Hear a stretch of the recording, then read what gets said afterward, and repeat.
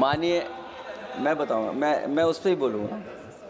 माननीय सभापति, मैं धन्यवाद देता हूं आपको कि आपने मुझे बहुत महत्वपूर्ण विषय पे बोलने का मुझे मौका दिया। अभी मैं तमिलनाडु की डीएमके की माननीय सदस्य कानिमोझी जी को मैं सुन रहा था और उन्होंने मैं उनको धन्यवाद देता हूं कि कई महत्वपूर्ण बातें उन्होंने रखी और अभी भी उनको अपनी अच्छी बातों के लिए बधाई मिल रही है। हमें खुशी है इस बात की कि विपक्ष में जो लोग हैं उनको बधाई मिल रही है, लेकिन सत्ता पक्ष के लोग जब बोल के जा रहे हैं तो उनके सदस्य भी उन्हें बधाई नहीं दे रहा कोई। अध्यक्ष महोदय, मैं धन्यवाद देता हूं आपका भी, और क्योंकि मैं उनकी बात सुन रहा था, उनकी बात सुनने से मुझे कुछ याद आया। मैं ये कहना चाहता हूं 2 लाइनों में कि मैं दुनिया को मनाने में लगा हूं। अध्यक्ष महोदय, मैं भारतीय जनता पार्टी के लिए बता रहा हूं ये लाइनें कि मैं दुनिया को मनाने में लगा हूं, मेरा घर मुझसे रूठा जा रहा है। मैं दुनिया को बनाने में लगा हूं, मेरा घर मुझसे रूठा जा रहा है। अध्यक्ष महोदय,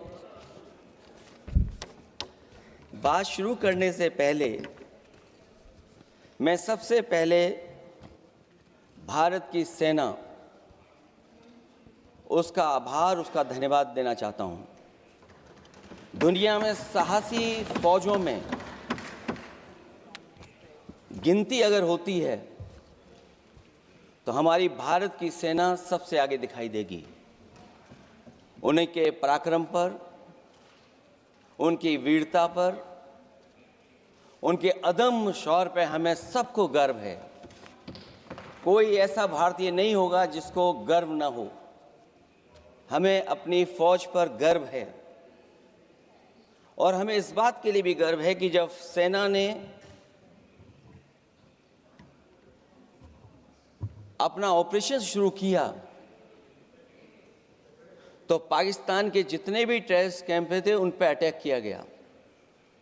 न केवल पाकिस्तानी कैंपों को नष्ट किया गया, बल्कि पाकिस्तानी जो एयरबेस हैं उन तक पहुंच गए, उनको भी नष्ट किया, ध्वस्त किया। और जब हमारी फौज पाकिस्तान को हमेशा हमेशा के लिए एक पाठ पढ़ा सकती थी, एक ऐसा संदेश जाता कि भविष्य में पाकिस्तान कभी ये हिम्मत नहीं जुटा पाता। और ऐसा भी लगा हम लोगों को, क्योंकि अध्यक्ष महोदय, जब हम बड़े बड़े राष्ट्रीय चैनलों को देखते हैं तो उन चैनलों से ये लग रहा था कि कराची हमारा हो गया है, लाहौर हमारा हो गया है।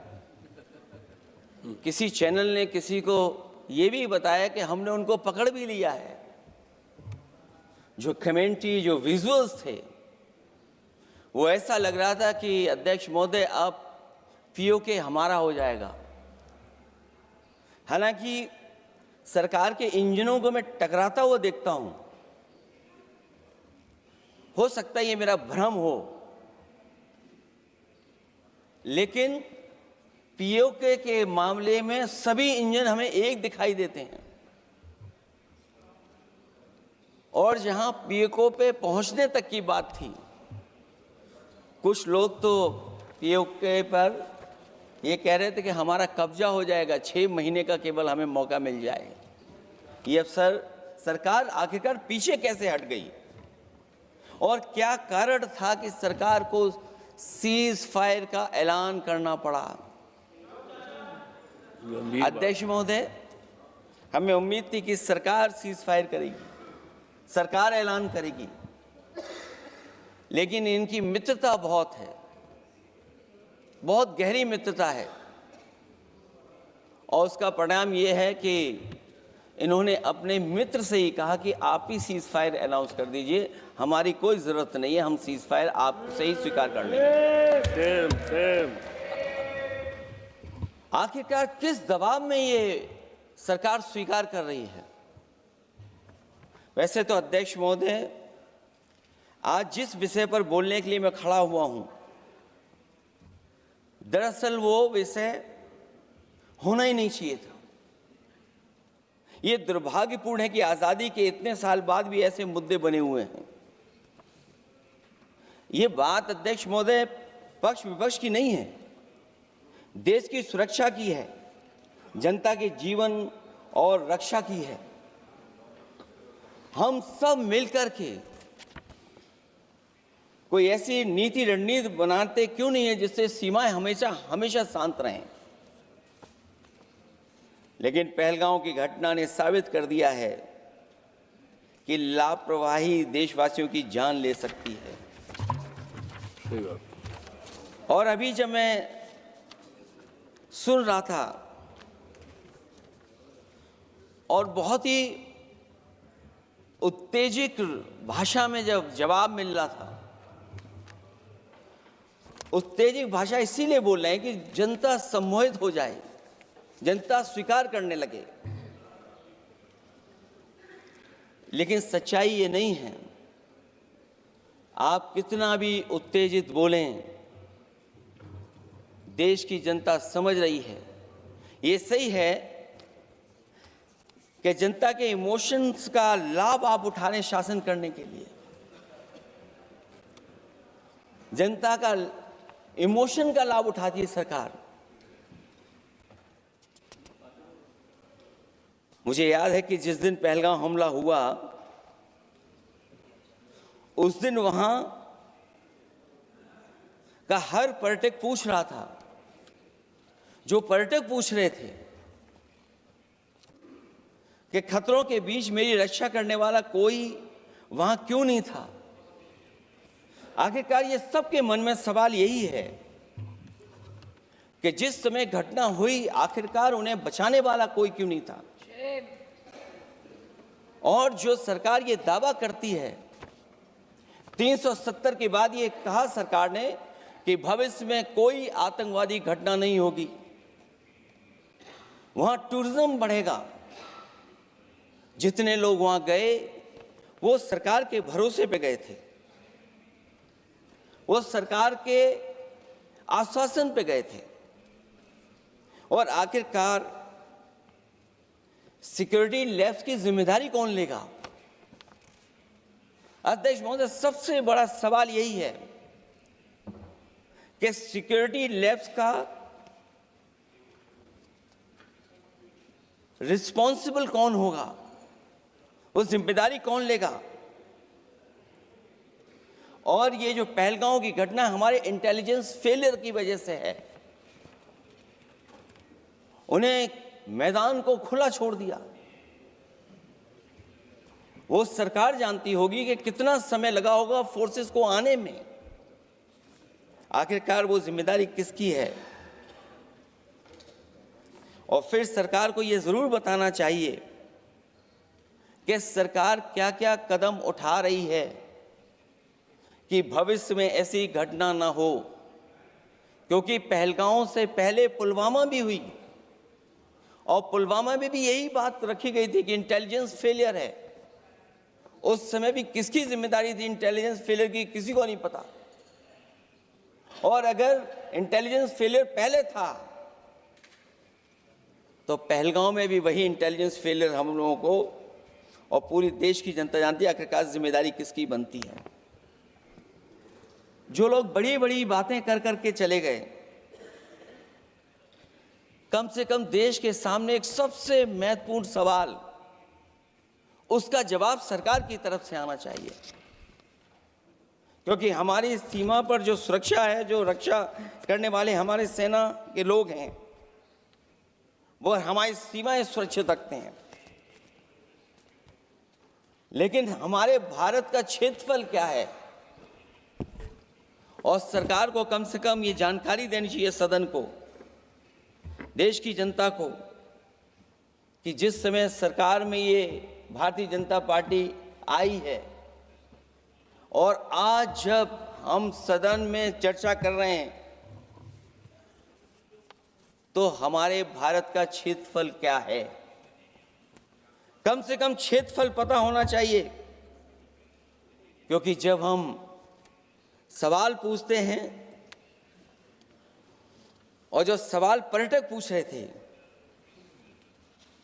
कि कुछ ऐसे लोगों को सरकार की ओर से चारों तरफ से चाक चौबंद सुरक्षा घेरा क्यों दिया जाता है, वो जो बाद में ठग साबित होते हैं, जो हमारी रक्षा क्यों नहीं की गई।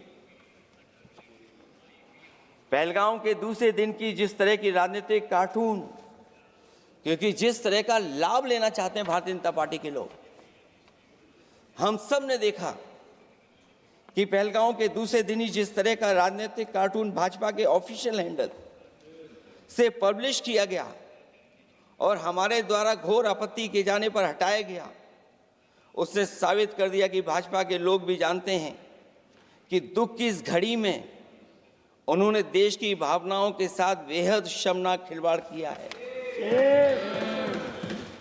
भाजपा बताए कि ऐसे संवेदनहीन लोगों के खिलाफ उन्होंने क्या कार्रवाई की है। ये अति गंभीर प्रश्न है कि जिन्होंने अपनों को खोया है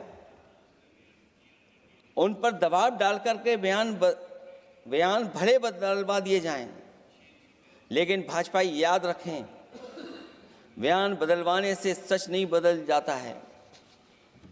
पहलगांव के शहीद सैनिक की पत्नी द्वारा देश हित में शांति और सौहार्द की अपील करने पर उनसे जिस तरह का दुर्व्यवहार और उपशब्द कहे गए, उससे हर महिला और सच्चा देश प्रेमी बहुत दुखी है, आहत और शर्मिंदा हुआ है। ये सब जानते हैं कि किन लोगों की हरकत थी। इस संदर्भ में और परिप्रेक्ष्य में हमने महिला आयोग को पुरजोर अपील की थी कि वो नारी की गरिमा के विरुद्ध गलत बयानी करने वालों के खिलाफ केवल शाब्दिक औपचारिकताएं न निभाएं और बल्कि सही से कार्रवाई करें, लेकिन उस पर भी कुछ नहीं किया सरकार ने। पहलगाम की पीड़ित महिलाओं के बारे में कहे गए बयान के लिए निंदनीय शब्द से निंदनीय शब्द तक को आपत्ति होगी। नारी वंदन की जगह नारी का अपमान, निंदा और हर संभव शोषण उत्पीड़न करना ही भाजपा का असली चेहरा है, जो बेहद शर्मनाक है। पहलगाम में हुए आतंकवादी हमले के जवाब में एलजी साहब ने कहा कि वो इंटेलिजेंस फेलियर है, लेकिन यह नहीं बताया कि फेलियर क्यों हुआ है। अध्यक्ष महोदय, मैं उम्मीद करता हूं कि सरकार का ये जवाब जरूर आए कि फेलियर क्यों हुआ है। ऑपरेशन सिंदूर के नाम पर जो प्रचार किया गया वो भी निंदनीय है। सच तो यह है कि ऑपरेशन सिंदूर का होना ही सरकार की विफलता का प्रतीक है। इससे बड़ी विफलता सरकार की कोई नहीं हो सकती कि अध्यक्ष महोदय, हम और आप सब मिलकर के बैठ करके सिंदूर ऑपरेशन पर बहस करें, चर्चा करें। ऑपरेशन सिंदूर के दौरान विदेशी लोगों ने दावा किया कि उन्होंने उसे रुकवाया है। ये बात कई बार माननीय सदस्यों की तरफ से आई है कि आखिरकार किसने रुकवाया। हमसे हमारी संप्रभुता खंडित हुई है। संप्रभुता ही स्वतंत्रता की सुनिश्चित करती है। इधर आज़ादी के अमृतकाल का ढिंढोरा पीटा जा रहा है, उधर हमारी इंटीग्रिटी को चुनौती दी जा रही है। देश की विदेश नीति पूरी तरह फेल है। ऑपरेशन सिंदूर और पहलगाम की घटना पर दुनिया के किसी भी देश ने हमारा साथ नहीं दिया। ये हमारी विदेश नीति का संकट काल है। हमारे पड़ोसी देश या तो अतिक्रमण कर रहे हैं या हमारे साथ नहीं खड़े हैं। और अध्यक्ष महोदय, जो हमारे मंत्री जी हैं, जिनका क्षेत्र बिल्कुल सीमा पर है, उनसे बेहतर कोई नहीं जानता होगा कि आखिरकार पड़ोसी देश कितना हमारी सीमाओं पर अतिक्रमण कर रहा है। गंभीर नहीं है। समाजवादियों ने हमेशा देश की सरकारों को चिताया है कि असली चुनौती और प्रतिद्वंद्विता किस देश से है, कौन पूर्वोत्तर की सीमाओं में इंक्रोचमेंट कर रहा है। सरकार को ऐसे मामलों में साहस और समझदारी से काम लेना होगा, सीमाओं से समझौता नहीं करना चाहिए। आज सरहदों के साथ देश के कारोबार को भी चुनौती मिल रही है। सरकार को आगे बढ़कर के उसका समाधान करना है, 2 कदम पीछे करने नहीं है। अध्यक्ष महोदय, जो हम लोगों को सुनने में मिलता है, ये सरकार जवाब दे कि आखिरकार जो पाकिस्तान है उसके पीछे कौन सा देश खड़ा है। आखिरकार हमें चीन से उतना ही खतरा है जितना हमारे देश में आतंकवाद से खतरा है। सरकार की जो नीतियां हैं, सरकार के जो फैसले हैं, वो कहीं न कहीं ऐसे हैं जो हमारा सीमाओं का अतिक्रमण कर रहा है, उसी की व्यापारिक गतिविधियों में मदद करने का काम करते हैं। सरकार को अपनी आर्थिक नीतियों के लिए गंभीरता से पुनर्विचार करना होगा। हमारा व्यापार कारोबार मजबूत होगा तो कोई हमें चुनौती नहीं दे पाएगा। बात केवल $1 ट्रिलियन की नहीं, बल्कि देश की सुरक्षा और आत्मनिर्भरता की होनी चाहिए। एक तरफ स्वदेशी की नीति को इस प्रकार सरकार ने ताक पर फ्री ट्रेड की बात की है, तो दूसरी तरफ मैन्युफैक्चरिंग की जगह देश को ट्रेडर कंट्री बनाकर छोड़ दिया है। यही देश के बेरोजगारी की वजह भी है। ट्रेडर्स की मुनाफाखोरी और चंदा वसूली की वजह से महंगाई बढ़ रही है। आर्थिक मामलों में ये सरकार पूरी तरह फेल हो चुकी है। भ्रष्टाचार के कारण हर जगह सड़कें और पुल ध्वस्त हो रहे हैं, टंकियां गिर रही हैं और करप्शन जगह जगह लीक होकर के टपक रहा है। मैं ये ज़रूर कहना चाहूँगा इस समय पर कि कुल मिलाकर सरकार को अपनी राजनीतिक, आर्थिक और सामाजिक नीतियों के लिए एफआईआर जरूर करना चाहिए। सरकार को अपनी राजनीतिक, आर्थिक और सामाजिक नीतियों के लिए एफआईआर लाने की ज़रूरत है। वो हर बार ये कहकर नहीं बच सकती कि चूक हुई है, क्योंकि हर बार सरकार ये कोशिश करती है कि इन घटनाओं से बच जाएं हम, केवल चूक कहकर करके। केवल हमारी सीमाएं जो पाकिस्तान से जुड़ी हैं, वहाँ तो आतंकवाद का हमेशा खतरा ही रहता है, लेकिन जो दूसरी सीमाएं हमारे देश की जुड़ी हुई हैं, उनसे भी हमारे देश को लगातार खतरा बढ़ता चला रहा है। आज अपनी सीमा की स्थिति गलवान से पहले की स्थिति तक भी नहीं लौटी है। जो पहले स्थिति थी वहाँ ये सरकार नहीं पहुँच पाई है। वास्तविक में नियंत्रण रेखा के कई क्षेत्रों में महत्वपूर्ण बफर जोन जब भारतीय गश्ती के लिए उपलब्ध नहीं है, तो पूर्वी लद्दाख में अतिरिक्त भारतीय तैनाती जारी है, जिससे सेना को सैनिकों की भारी कमी का सामना करना पड़ रहा है। हमें उम्मीद है कि जब इतने महत्वपूर्ण समय पर बहस हो रही है, तो सरकार अपनी अग्निवीर वाली योजना को वापस लेने का काम करेगी, जिससे कम से कम सेना की कमी, हमें सेना को पूरी की पूरी सेना मिल सके। जनवरी में अपनी वार्षिक प्रेस वार्ता में जब सेना प्रमुख ने से ये पूछा गया, तो उन्होंने जवाब डालते हुए कहा कि गश्ती से जुड़े फैसले अब स्थानीय कमांडरों पर छोड़ दिए गए हैं। जैसे भारत की सीमाओं की पवित्रता अब राजनीतिक नेतृत्व का नहीं, बल्कि स्थानीय सेवा अधिकारियों का मामला रह गया है। इस पे भी सरकार को बहुत गंभीरता से सोचना पड़ेगा कि जहां लगातार हमारी सीमाओं का एनक्रोचमेंट हो रहा है। चीन ने भारतीय वाहन निर्माताओं के लिए आवश्यक दुर्लभ खनिजों की आपूर्ति रोक दी है। सुना है कि बुलेट ट्रेन प्रोजेक्ट के लिए सुरंग खोदने वाली मशीनें, डीएपी जैसे उर्वरक और यहाँ तक कि कई बड़ी कंपनियों की रणनीति के तहत उनकी सप्लाई रोकने का काम किया है। जहां हम एक तरफ आत्मनिर्भर का नारा दे रहे हैं, वहीं हम किस पर निर्भर होते चले जा रहे हैं, ये भी विचार करने का सवाल है। सुनने में आ रहा है कि कुछ महीनों के बाद सरकार बीजिंग में मंत्री अधिकारी सब मिलकर के कोई बहुत बड़ी मीटिंग होने जा रही है। कहीं ऐसा तो नहीं है जो कूटनीतिक भागदौड़ चल रही है, कहीं कोई हमारी कमजोरी तो नहीं उजागर कर रही है। इसलिए जहां हमें पाकिस्तान से खतरा है, उसकी सीमाओं से हमारा आतंकवाद आ रहा है, वहीं जो उसके पीछे खड़ा हुआ देश चीन, उससे भी हमें सावधान रहना पड़ेगा।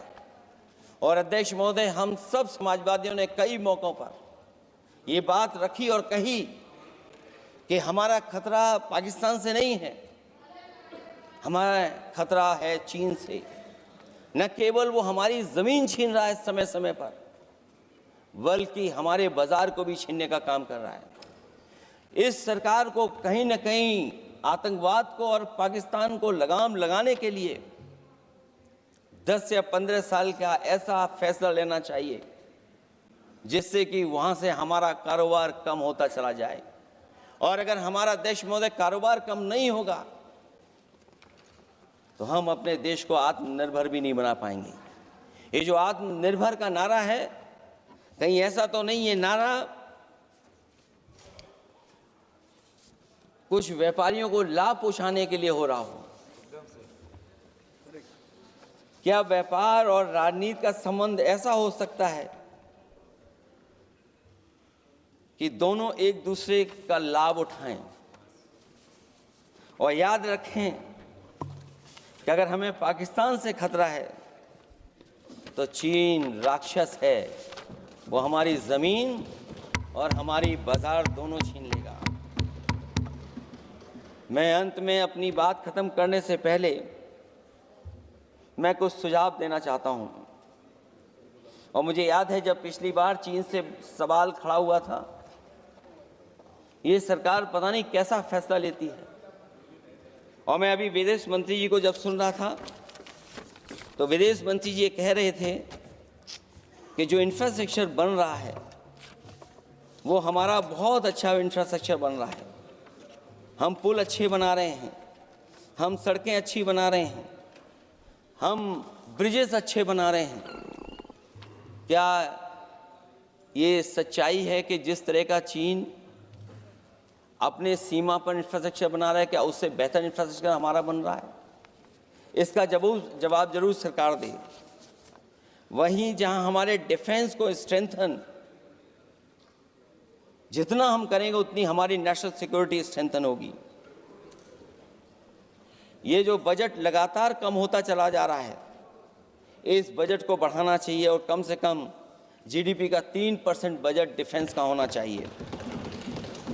और जो बजट डिफेंस का हो वो नॉन लैप्सेबल हो, मॉडर्नाइजेशन के लिए फंड हो जिससे कि लैप्स ना करे और हमारी रिसर्च एंड डेवलपमेंट लगातार चलता रहे।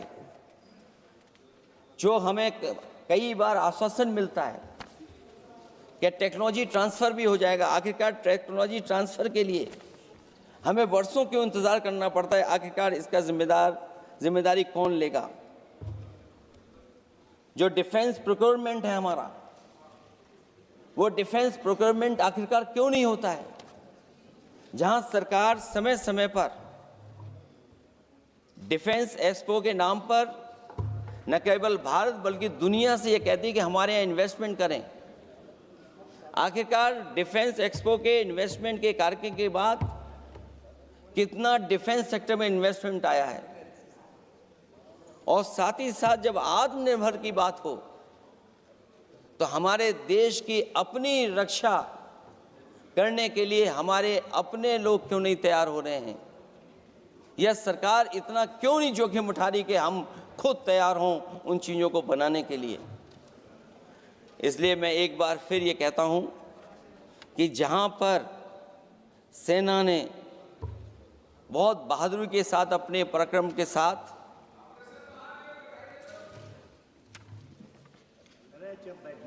पराक्रम, वीरता और अदम्य शौर्य की जो उन्होंने परिचय दिया, उसके लिए फौज को मैं बधाई देता हूं। लेकिन अभी जब मैं सुन रहा था, ये जो अभी आतंकवादी मारे गए हैं, आतंकवादी मारे जाते हैं, हम सब पक्ष में हैं, लेकिन हर जगह राजनीतिक लाभ आखिरकार कौन उठा रहा है? क्योंकि मैं अपनी बात खत्म कर रहा था, अध्यक्ष महोदय ये पूछ रहे हैं कि आज महादेव ऑपरेशन पे मैं धन्यवाद क्यों नहीं दे रहा हूं। अध्यक्ष महोदय, जिस समय समर्थन की बात आई, पूरे देश के जितने भी राजनीतिक दल हैं वो आपके साथ थे।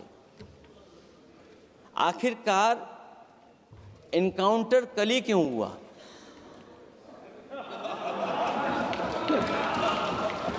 और अध्यक्ष महोदय, फिर वही बात मैं दोहराऊं जिसकी वजह से पहलगांव हुआ, जिसकी वजह से पुलवामा हुआ। अगर ये इतना ही टेक्नोलॉजी और इन सब चीजों को समझते हैं और जानते हैं, इतना ही टेक्नोलॉजी और इन चीजों को सब समझते हैं, तो आखिरकार अध्यक्ष महोदय, पुलवामा में जो गाड़ी में RDX आया, वो गाड़ी आज तक क्यों नहीं पकड़ी गई? और शायद भारतीय जनता पार्टी के लोग ये जानते होंगे कि बहुत सारे विभाग सरकार के होते हैं, सैटेलाइट इमेजेस देते हैं। अगर आज भी भारतीय जनता पार्टी चाहे तो पुलवामा में जो गाड़ी आई है, सैटेलाइट इमेजेस से वो पता कर सकती है कि वो किस रास्ते से वो गाड़ी आई थी। आप हिम्मत क्यों नहीं जुटा पा रहे हैं उसके लिए? और फिर पहलगांव में किसी भी दल ने आपके साथ किसी तरह की राजनीतिक बातचीत नहीं की, लेकिन राजनीतिक लाभ आपने कांग्रेस पार्टी से भी उठाने की कोशिश की, हमारे से भी उठाने की कोशिश की। अगर डेलीगेशन भेजना ही था आपको, तो पॉलिटिकल पार्टीज तय करती हैं, आप नहीं तय कर सकते। ये राजनीति कौन कर रहा है? और फिर अध्यक्ष महोदय, राजनीति करने वाले वो लोग जो अपने चुनावी भाषण में कह रहे थे कि POK हम 6 महीने में ले लेंगे, हम अक्साई चिन्ह ले लेंगे। इसीलिए मैंने सवाल पूछा अध्यक्ष महोदय सरकार से कि जिस समय सरकार में भारतीय जनता पार्टी आई, उस समय भारत का क्षेत्रफल क्या था और भारत का क्षेत्रफल आज क्या है? क्या 5 फिंगर्स, पेंगोंग लेक, गलवान घाटी, रजांगला, उसका जवाब किसके पास है? सरकार के पास है क्या कि नहीं है?